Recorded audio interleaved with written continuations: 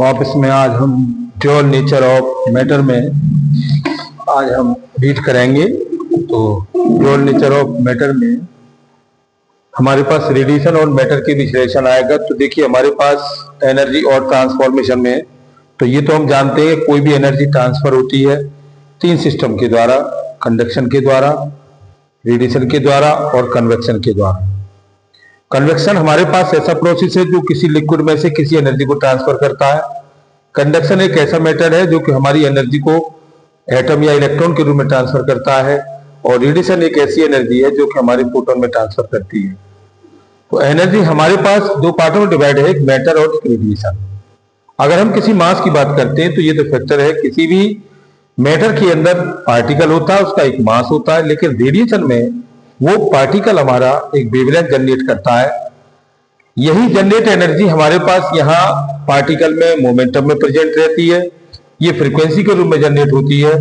ये straight line movement करते हैं, ये वेव के फॉर्म में मूवमेंट करते हैं और ये हिट ऑन दी पॉइंट पर हिट करते हैं, ये स्ट्राइक ऑफ दी सरफेस पर जाते हैं। तो ये हमारे पास ड्यूअल नेचर ऑफ रेडिएशन और मैटर का रिलेशन है।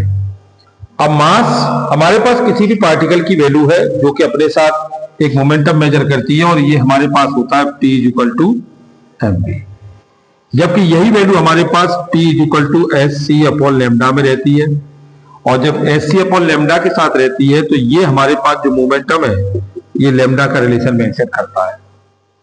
ये मास हमारे पास है और ये मास हमारे पास एनर्जी को रेट करता है डेल mc² के साथ, और यही एनर्जी हमारे पास ये hc/λ को शो करती है। h म्यू जिसे हम कह सकते हैं ये वैल्यू NH म्यू के साथ, और इसे आप कह सकते हो c/λ के साथ। और ये स्ट्रेट लाइन में ट्रेवल करते ही ये आपके वेव ट्रेवलिंग में करते हैं, और ये ट्रेवलिंग वेव हमारी अल्ट्रासाउंड में इस तरह से होती है XY प्लेन के साथ, और ये किसी पॉइंट को हिट करते हुए ये सीधे अपने वेव फ्रंट बनाती हैं। और ये वेव फ्रंट हमारे पास में भी हो सकता है कि ये रेडिएशन इलेक्ट्रोमैग्नेटिक वेव में हो, फिर द पॉइंट में हो, और ये पॉइंट को हिट करती हैं, जबकि ये हमारे सरफेस पर मूवमेंट करती है। जब सरफेस पर ये मूवमेंट करेंगी तो ये अपने साथ क्या करेंगी, एक वेव फ्रंट बनाएंगी और ये फ्रिंज के रूप में रिवॉल्यूशन पावर को मेंशन करेंगी। ये जब रिवॉल्यूशन पावर को बनाई जाएंगी तो इसका मतलब है ये हमारे पास फ्रिंज बनाएंगी, कैसी डार्क ब्राइट डार्क ब्राइट। तो यहाँ ये बात बताई गई मैक्सवेल ने अपनी बात में कि ये इनको हम किसी भी एक्स के रूप में भी हैंडल कर सकते हैं, इनको गामा रे के रूप में भी कर सकते हैं। और जे थॉमसन ने इस बात को बताया था कि जितने भी हमारे पास इलेक्ट्रॉन्स हैं, ये सभी इलेक्ट्रॉन्स जब किसी भी एनर्जी में जनरेट होते हैं तो ये रेडिएशन में कन्वर्ट हो जाते हैं। और जब ये रेडिएशन में जाते हैं तो ये नाइदर पॉजिटिव नाइदर नेगेटिव, क्योंकि इलेक्ट्रॉन है जी नेगेटिव चार्ज, प्रोटॉन है जी पॉजिटिव चार्ज। जब दोनों चीजें हमारे पास ये आ जाती हैं तो इससे ये प्रेजेंट होता है कि हमारे पास जो फोटोन है ये उसी का एक सेम पार्ट है, और जब इसको हम रिवर्सन देते हैं तो ये फिर एनर्जी में कंजर्व होकर इलेक्ट्रॉन फोटोन में कन्वर्ट होकर बाहर फिर चला जाता है। तो यानी कि हम किसी भी एनर्जी को मास से हम रेडिएशन में ले जाए या रेडिएशन से मास में लेके आए तो इनके बीच में जो ट्रांसलेशन स्टेट होती है वो रेडिएशन की और मैटर का रिलेशन रखता है। इसी को हमने dual nature of radiation and matter में कहा गया। आगे इसमें इलेक्ट्रॉन एमिशन के बारे में ये बताया गया कि जब भी ये मूवमेंट करते हैं तो ये अपने साथ क्या है कि जो इलेक्ट्रॉन जो है ये किसी भी न्यूक्लियस के सराउंडिंग घूमते रहते हैं, और जब ये घूमते हैं तो ये अपने साथ क्या रेडिएशन करते हैं। और जब रेडिएशन करते हैं तो जब ये इनकी एनर्जी लार्जेस्ट हो जाती है, और ये क्या होता है जब क्लासिफिकेशन को छोड़कर बाहर निकल जाएंगे, जब क्लासिफिकेशन को बाहर छोड़ के जाएंगे तो ये अपने साथ लाइटिंग करेंगे, वेवलेंथ दिखाएंगे और अपना सरफेस दिखाएंगे और स्ट्राइक द वेव फ्रंट दिखाएंगे। अब ये सारी चीजें हमारी एनर्जी सोर्स में चली गई इसके रेडिएशन के लिए। अब रेडिएशन के रूप में जब ये चली गई तो यहाँ एक कंडीशन निकल के आती है कि the phenomena of emission of electron from A metallic surface.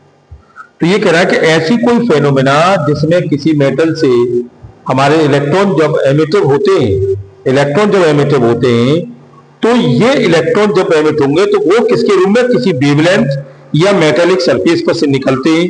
तो ये एक एनर्जी जनरेट करते हैं जिसको हम ड्यूअल नेचर भी कहते हैं, और इससे हम फोटो इलेक्ट्रिक इफेक्ट भी कह सकते हैं। ये हमारे पास फोटो इलेक्ट्रिक इफेक्ट की थ्योरी है this is phenomena of the electrons are emitted by the radiation of photon is called as a photoelectric effect. अब इसके बारे में हम लार्जेस्ट थ्योरी रीड करेंगे।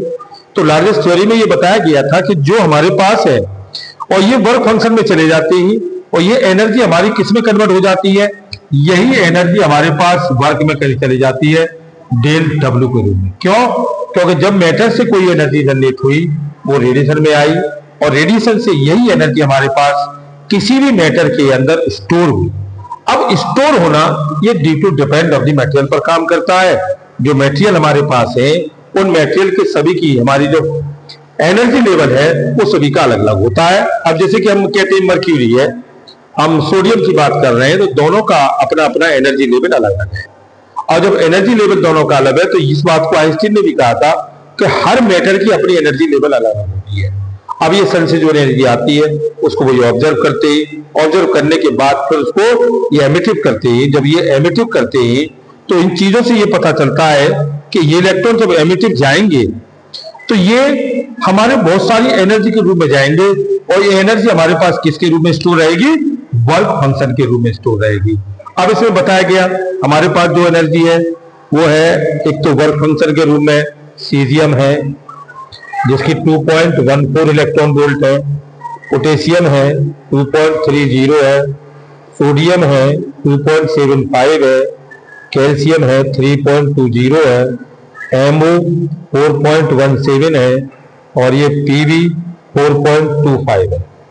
तो इस तरह से ये कई पार्टों में चली गई और ये वर्क फंक्शन हमारे पास 3 पार्टों में फिर ब्रेक हुआ।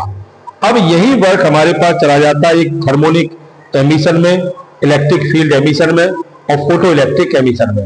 अब ये एनर्जी 3 पार्टों में चली गई, एक थर्मिक चली गई थर्मिक एमिशन में और एक चली गई आपकी इलेक्ट्रिक फील्ड के अंदर और तीसरा चला गया ये किसमें, ये आपका फोटो इलेक्ट्रिक इफेक्ट में चला गया।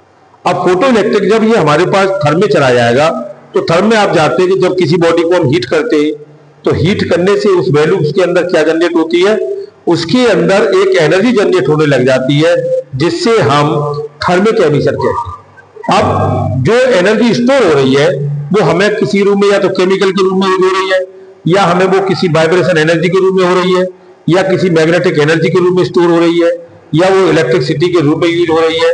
तो इस तरह से हम देख रहे हैं कि ये सारे केस हमारे पास है, ये सभी एनर्जी को रिसोर्स कर रहे हैं। दूसरा हमारे पास इलेक्ट्रिक फील्ड का है। अब हम किसी भी इलेक्ट्रॉन को ट्रांसफर कर रहे हैं तो वो इलेक्ट्रिक फील्ड के रूप में हो रहा है, जैसे इलेक्ट्रिक स्पार्क प्लग है। अब इलेक्ट्रिक स्पार्क प्लग के अंदर जब भी इलेक्ट्रॉन ट्रांसफर होते हैं तो वो जंप करते हैं पॉजिटिव से नेगेटिव की ओर। जब ये पॉजिटिव से नेगेटिव की ओर जंप करते हैं तो इसका मतलब ये हमारे पास इलेक्ट्रिक फील्ड जनरेट कर रहे हैं। तो हम इलेक्ट्रिक फील्ड को जनरेट करा सकते हैं। अगर दोनों फील्ड के बीच में हाई पोटेंशियल दे दिया जाए तो इलेक्ट्रॉन जंप करेगा किसी भी स्ट्रेट लाइन से, किसी वेव फ्रंट के कारण। तो ये भी एक प्रोसेसिंग है। अब जैसे जैसे पोटेंशियल बढ़ाते जाएंगे उनके बीच स्पार्किंग कंडीशन बढ़ती जाएगी। और तीसरा है हमारे पास फोटो इलेक्ट्रिक इफेक्ट। हम कोई भी फिलामेंट बल्ब लेते हैं और फिलामेंट बल्ब के अंदर हम कोई भी करंट फ्लो करें तो वहां हमारे जो इलेक्ट्रॉन्स हैं ये फोटोन के रूप में जनरेट होते हैं, तो इनको हम फोटो इलेक्ट्रिक इफेक्ट भी कह सकते हैं। इस बात के लिए हमारे पास बहुत सारे इफेक्ट बताए गए। हार्ट्स ऑब्जर्व ने अपनी बात कहा था, उन्होंने ये कही थी कि जो photo electric effect in phenomena of emission of electron from metal surface a beam of light, यानी कि ऐसी कोई फेनोमेना जिसमें हमारे पार्टिकल एक बीम ऑफ लाइट में स्कैटरिंग करते हैं तो वो हमारे कहलाते हैं थर्मिक एमिशन या फोटो इलेक्ट्रिक एमिशन। तो ये सारे केस हमारे पास इतने ही है। आज इतना ही हम क्लास लेंगे। इसके साथ थैंक यू वेरी मच।